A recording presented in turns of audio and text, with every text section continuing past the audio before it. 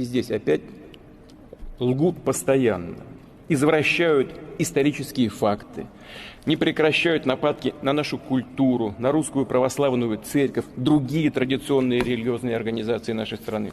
Посмотрите, что они делают со своими собственными народами.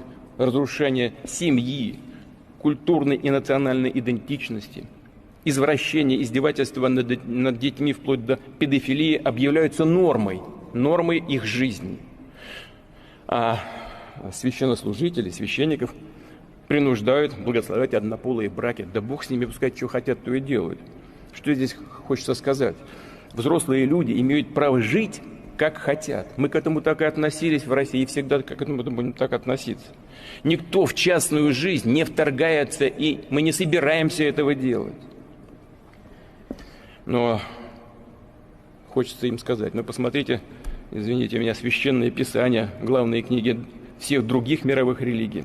Там все сказано, в том числе то, что семья – это союз мужчины и женщины. Но и эти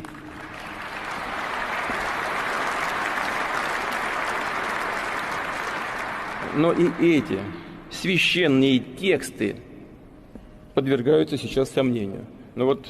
Как стало известно, англиканская церковь, например, планирует, правда, пока только еще, рассмотреть